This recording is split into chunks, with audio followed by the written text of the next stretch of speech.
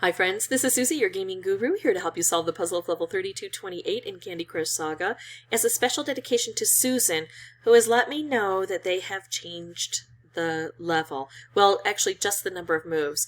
We now have 10 moves to clear out 31 jelly. We used to have 15 moves, so we have a 33% reduction in the number of moves available. It's not going to be easy because we have a lot to do. The 31 jelly are trapped under frosting and isolated and under cake bombs. They're not under these licorice locks, but still we're not going to be able to progress very far if we leave this all locked up. Now, it wants me to make this red stripe here, but if I do that, this is how the board looked when I had 15 moves, the same color configuration. If I do this, I'm going to be stuck with a red stripe that's not going to be able to match with any other reds on the board. I'm going to get reshuffles until I just lose. So I think I have to do these two moves as my first ones to not be trapped. And then I have the decision, do I want to push the red into the green to open this line or the green into the red to open this line? They'll both take out this column since they're both in this column. I'm going to go higher up, which also took out 4 of those.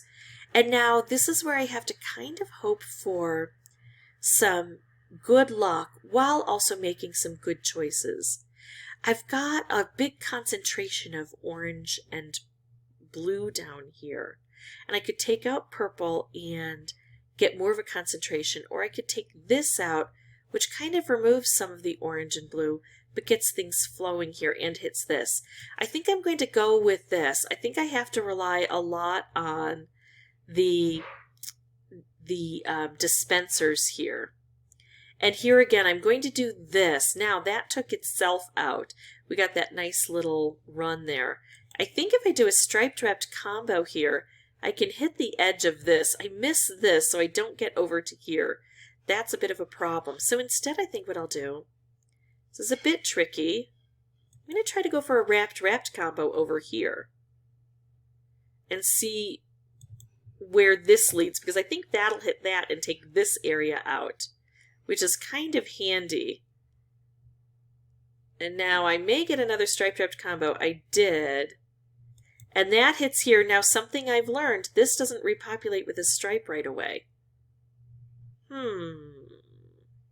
So that's not so good, and I am not near completing this. It just did not go my way this time around.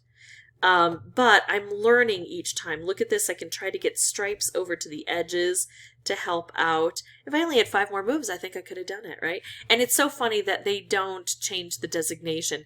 They still have this as a regular level instead of a hard or super hard or nightmarishly hard level.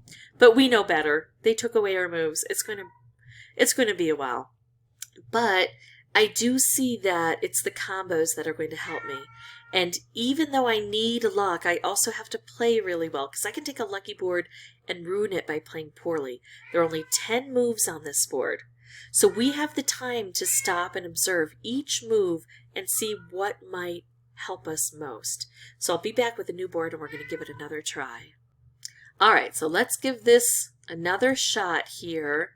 I still think taking out the upper area is best, but if I do this a few times and it doesn't work, I may change my mind. So see, now there's a completely different setup here, but look at that. Look at how quickly we're getting this gone. So the strategy hasn't changed much, but the results are entirely different. So that's where patience comes into play. And normally, I would say that the higher one is harder to reach, and we have to concentrate on it more, but we got that one cleared, and it's the lower one we're struggling with. I like where this is situated. I don't want to move it away.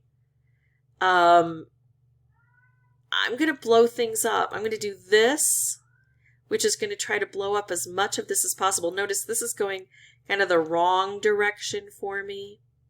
I can make a stripe here going the wrong direction. I can make a wrapped here that isn't tied to anything. But these stripes, because of these cutouts, don't reach down here very easily. So I'm thinking about doing this and trying to bring more stuff down. If I could get a wrapped candy over here, that would be awesome. I'm going to go for this wrapped. Maybe that was a waste of a move. Oh my goodness. Well, we got things to happen. We're just going to have to wait and see if the cascading lent to anything special. It did not.